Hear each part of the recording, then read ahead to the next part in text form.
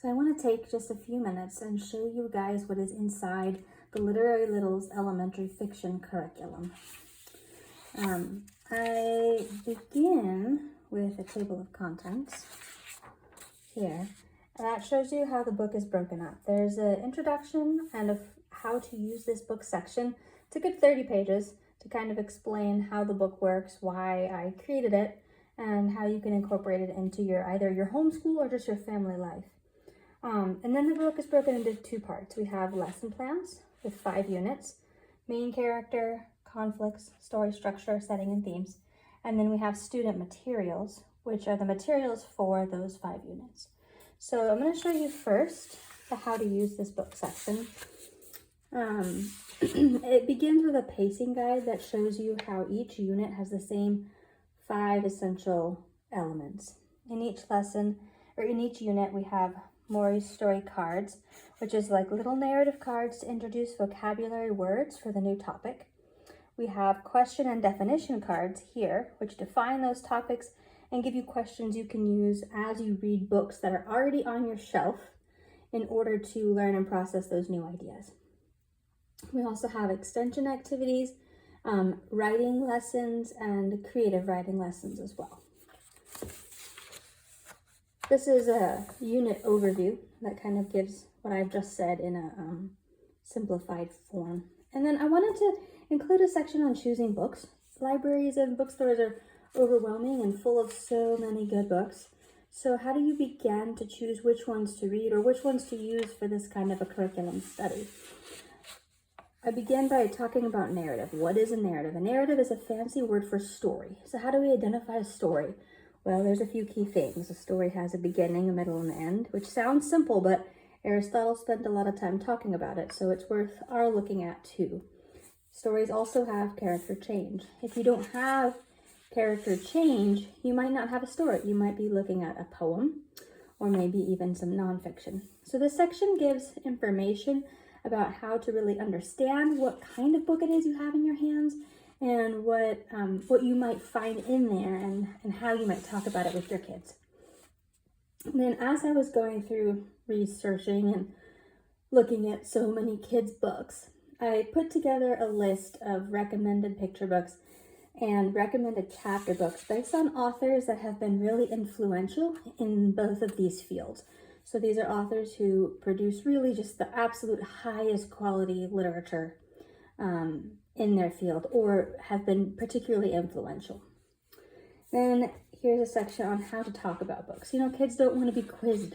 When you say, hey, what happened in your book? And they say, I don't know. Well, that's because they're, not used to that question response format. So it's about how to talk to them, how to make talking about books a conversation that they feel comfortable having, and they know that their ideas are valid, and how to present ideas, how to explain ideas, and just really how to foster those conversations in a way that is effective. So that's what this section's about. Then we have using question and definition cards, how to incorporate those, and then a little bit about responding and writing. Now, this curriculum is designed for kids kindergarten or even earlier, honestly, through 5th grade or even later, honestly. So the writing ability level of those kids is going to vary widely. So in each lesson, you're going to really tailor it to your kids' individual ability levels. With a 3 and 4-year-old, you're going to talk about answering a question with a complete sentence. What is a complete sentence? How do you make a complete sentence? How do you answer with more than yes or no? And in the older grades, you're going to be talking about how to write an actual paragraph. This is the first unit. Each unit has an overview page, which shows you the sequence of story cards for that unit. So this is our first unit of story cards. I'll kind of walk you through this to give you an example how the story cards work.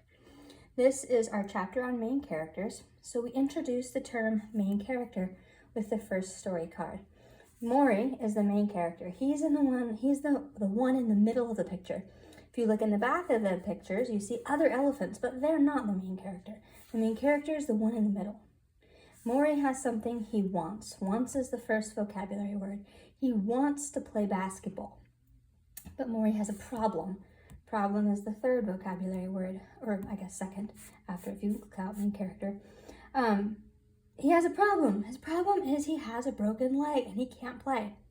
So now Maury has this dark moment. It's called the dark night, in which he feels all of the emotions of having that broken leg. And then the next vocabulary word is change. Maury has to make a change. He can't just stay here and cry forever. He has to get up and do something. So he gets up and he asks for help. That leads us to our last vocabulary term, which is resolution. Maury finds a resolution to his problem, and he is able to play basketball with the help of a friend. So each unit has story cards like this that present a narrative, a very simple narrative that talks students through the essential elements that all narratives have.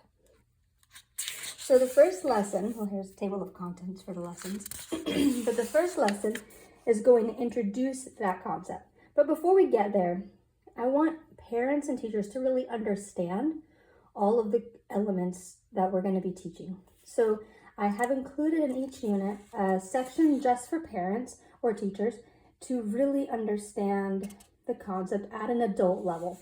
So this is not meant to be read to your kid. This is meant for your own instruction and edification before you begin teaching. How you can, the seeing it in action section is like, okay, well, where do we actually see those elements in picture books? What about books with alternative endings? What about books with multiple main characters? How do we identify these parts?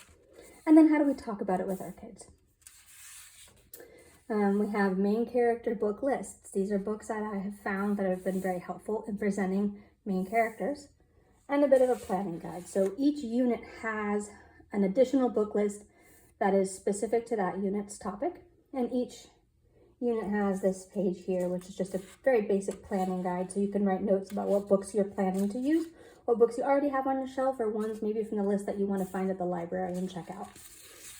And then we get into the lesson plans. So this first lesson plan is where we introduce those Maury's characters, or a story card, to our children. And we do it alongside a book that we already have on the shelf, or one that you've gotten for the lesson. So here, the activity here is that you will take your own book and you will put it on a copy machine, or you will take some index cards and make some quick sketches, and you will find those same 5 elements in the book, a book of your choice.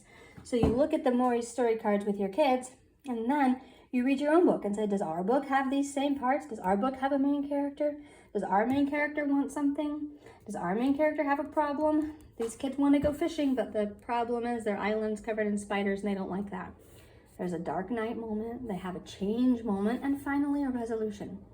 So when you have little sketches, index card sketches or photocopies, your kids are, number one, the youngest kids are learning to sequence and remember this is what happened in this book. And then they're also processing the character arc and development that happened throughout that sequence. So it's a really, really powerful lesson.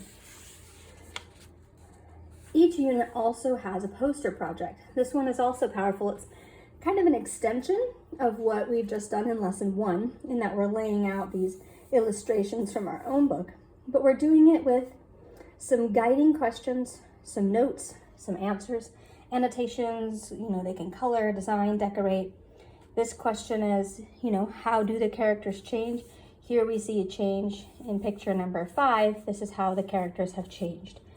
So the poster project allows kids to visually represent those more abstract ideas from their narrative.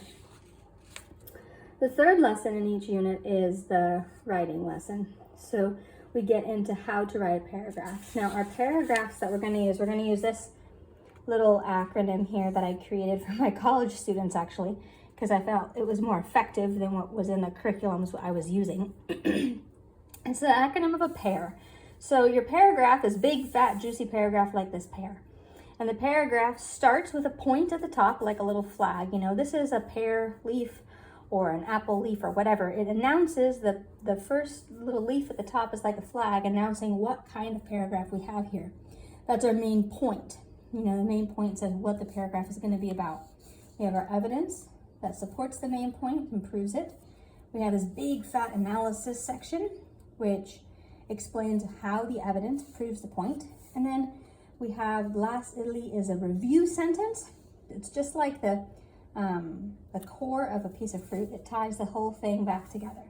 So this acronym we will delve into in each unit. The first unit we will teach writing point sentences.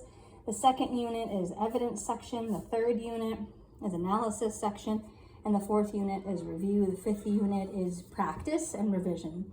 So if you have really little kids, you might just stick with writing points and evidence the whole way through because that's enough for them. If you have older kids, you might teach all 4 points in the first unit and then let them write a full paragraph every time. So that's a way that this curriculum is really scalable. And it doesn't all have to be written out. You know, a paragraph can be dictated, a paragraph can be spoken orally. The idea is we're making mental connections. And there's a fun paragraph writing paper that's optional if your kids prefer that instead of their own notebooks. So that's the first writing lesson. In the fourth lesson in each unit, I have a bit of a drawing activity. This one is really helpful because it allows kids to visualize change as it occurs in a novel or a longer picture book. So the parent or teacher will choose a quote from the beginning of the book and a quote from the end of the book that shows change, or bookends an element of change or development. And then they will either work together or let the kids do quick little sketch illustrations to depict what that moment of that quote might look like. And when you can compare those illustrations, this one that I illustrated Charlotte's Web. In the beginning, he's upset, he's being given medicine by the farmer. By the end, he's surrounded by friends and he has Charlotte's egg sac to look after. And you take a moment and compare, how does he feel here? How does he feel here? What changed? Why does he feel happy and like he has a purpose in life here, whereas he was depressed at the beginning? What made that change happen for him? So this is a way to begin thinking through multiple pieces of evidence and how we can synthesize them together and draw conclusions. They're really quite complex mental processes. And so if we start with little sketches and illustrations, it can help make those abstract ideas more visual for our children. And then each unit ends with a creative writing activity. This is really important because one of the best ways to learn how something works is to put it together yourself. And if you can learn how a story works, you're going to have the most fun putting it together, but then that act of creation is actually going to be the highest level of intellectual engagement with those ideas. So the creative writing lesson is really, really fun. And then this is unit 2. Again, we have a new story and we have all the same parts. So I'll go ahead and skip to the second half of the book and show you guys the student materials appendix at the end. So each unit has its own table of contents as well as a QR code. So you can scan this and have access to color printouts of that whole unit's materials. You can make copies for your own classroom, or if you have more than one child at home that you're working with, you can print out multiple copies as you need to. So we start with the Maury cards. We have question cards or definition cards following, then question cards. These are little emotion cards to help kids talk about and track the emotions of main characters throughout a story. Here's that paragraph poster in a larger form. You could pull it out, hang it on your wall, whatever you want to do. Writing paper, worksheets, and then this is the main character creative writing worksheets that guides kids through the creation of their own story. So each unit has those same elements. As you get into writing paragraphs that are a bit longer, more complex, the analysis section, there's activities in here, paragraphs like this one introduces how to write incomplete sentences. There's little stories and fillable worksheets to guide kids on how to do those paragraph elements that are more complicated. So this is kind of what the book entails. Oh, this is fun. It's a little fable book in the 5th unit. We talk about themes and fables. So if you pull this out, it creates Maury and Kate's little fable book where I've rewritten a couple fables with specific questions to talk about. So anyways, that is the Maury and Kate's Literary Littles Elementary Fiction Curriculum. I hope it's helpful for you guys.